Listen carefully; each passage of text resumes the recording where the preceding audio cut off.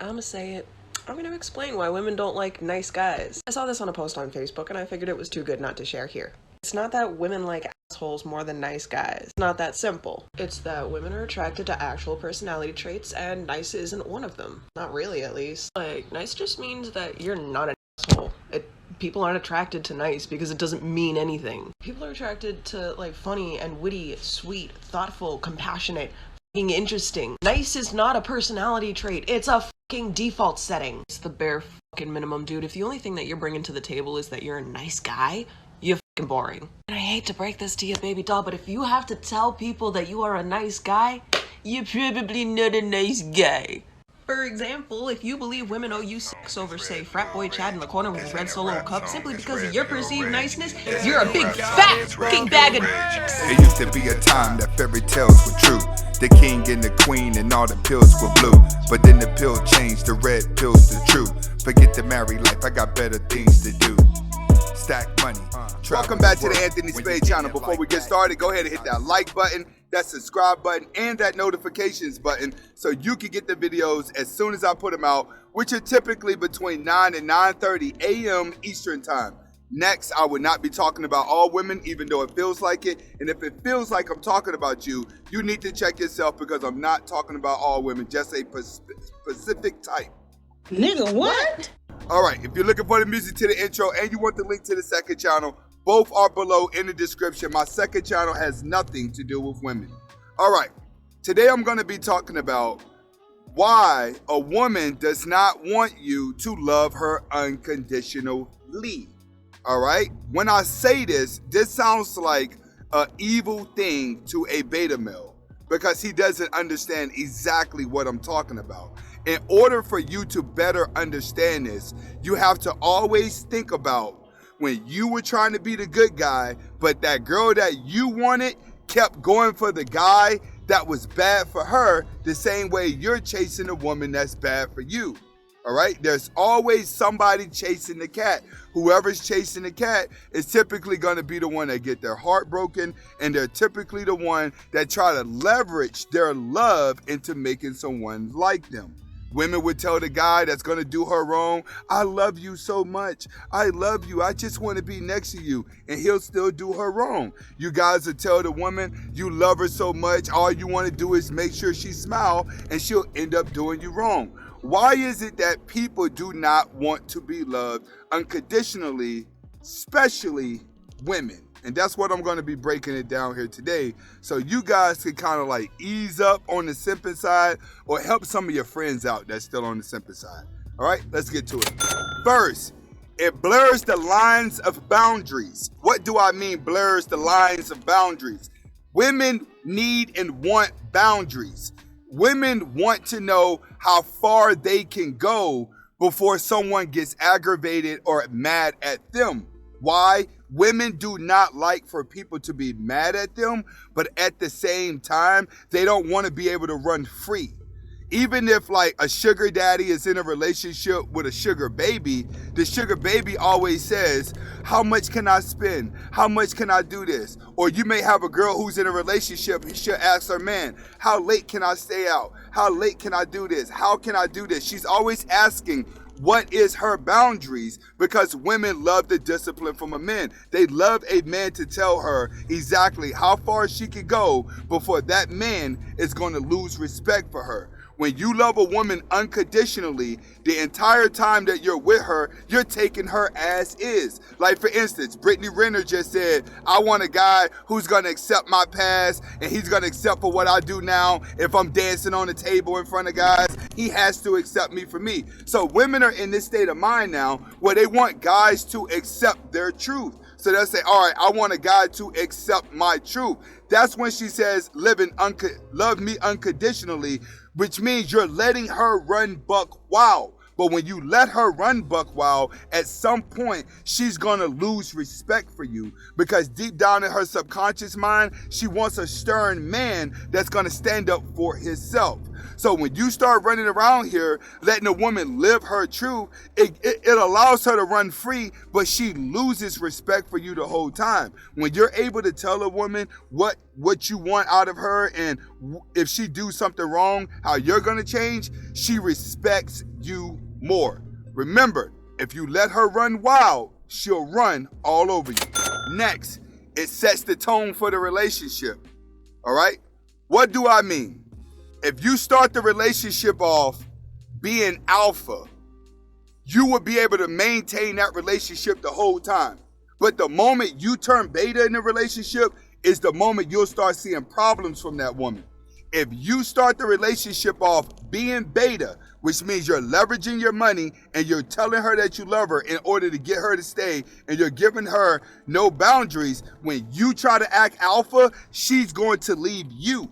You want to set the tone at the beginning by letting the woman know what you want out of her and what you're not going to want out of her. All right? Set the tone as the alpha. This is why I tell a lot of you guys, it is not good for you to be chasing a woman that you think is prettier than you or the most beautiful girl in the world. You never want to go after a woman like that. You want to go after a woman that you feel like you look better. All right? Because that's going to allow you to be more confident with installing these rules, because the woman's going to have rules for you. And the reason why she's going to have rules for you is because she feels like she's better than you. So you have to develop the mindset where you're getting with a woman that you feel like you're better than her. All right? Set the boundaries and set the tone in order for you to have an alpha at the beginning instead of a beta at the beginning. Next, you won't hold her accountable for anything. All right? That's what PJ Washington is going through right now. He never held Brittany Renner accountable for anything. All he did was just love her and want her to be a good wife. And then when everything split apart, then he want to look at her like she's a bad person. But throughout the relationship, he never held her accountable for her IG. He never held her accountable for her Facebook, her Instagram, and everything else that she's already did. He never had any accountability. All the thing he did was say, man, I got me a girl, you know what I'm saying, that's pretty, that's good looking. And all he said was, you know what? I'm about to get her knocked up. I'm about to have a kid with her. That way I have the one up on another guy. See, you weak dudes, that's what y'all do. Y'all gonna try to purposely knock up a sexy woman just so you have a beautiful baby moms that you could brag about later in the future. That's what a lot of you guys are doing right now, all right? So when you're going through that, you'll never hold her accountable for anything that she's doing wrong now, because you believe inside of your mind that you're going to be able to change her just by showing her that you love her unconditionally and she's gonna love you back. And then at some point, you guys are just gonna be in this wonderful relationship. But we already know how that's gonna turn out. You're gonna get played. Next, unconditional love creates verbal and physical abuse. All right, what do I mean by it creates verbal and physical abuse?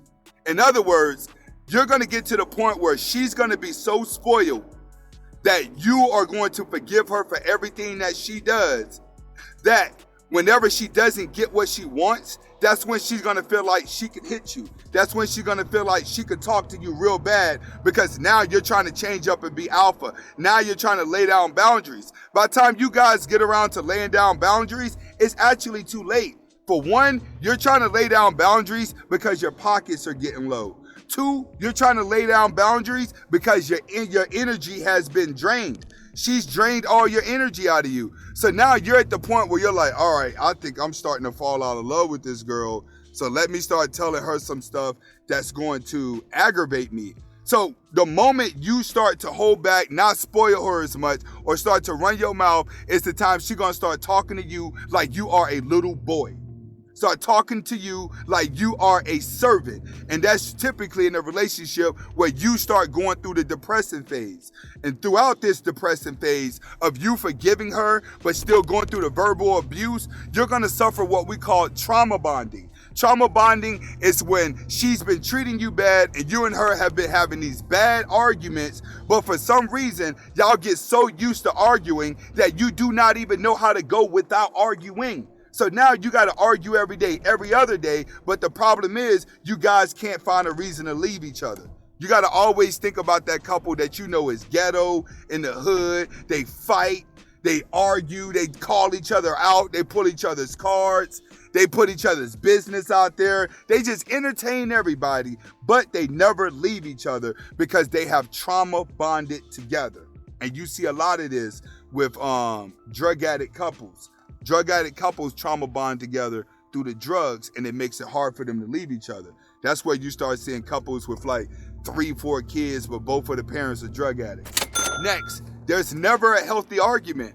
Everything is always one-sided. That's the downfall about loving her unconditionally.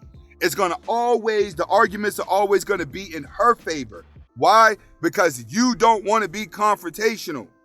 That's what it is. You don't want to argue back and forth. You don't want to stress about it. So what you do is you give in to the arguments. You allow her to win the argument.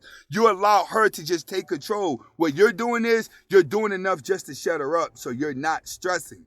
Why? Because you love her unconditionally. I told you guys, love is nothing but you accepting the negative traits of a person that no one else is going to accept. You're pretty much telling a woman, listen, I'm going to love you until you decide to leave me alone. No matter what you do, I am going to forgive you for that. That's not necessarily the definition, but those are the actions that actually happen in a relationship. You don't win any arguments. You let her win all the arguments. The only argument you win is when you say, I give up and I'm ready to go and I'm no longer in love anymore. That's the only argument you're going to win, is when you fully convince yourself that it's time to leave. But up until that, she will win every argument, and the situation would be one-sided because you never laid down any boundaries and you set a beta simp tone at the beginning, and then when you get frustrated, you try to change, but it's too late.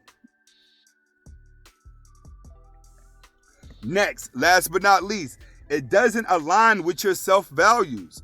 Some of you guys out here, you come from good families. You got a good mom, you got a good grandma, you know what I'm saying? A good support system emotionally, but you're ending up in relationships with bad women that comes from bad backgrounds. A lot of baby mamas that you feel like you can just come into the relationship and try to save. That's one problem that you guys are facing now. When you go to love a woman unconditionally, you're loving the wrong woman that's not even going along with your value system. Why are you loving the wrong woman? She's excitement.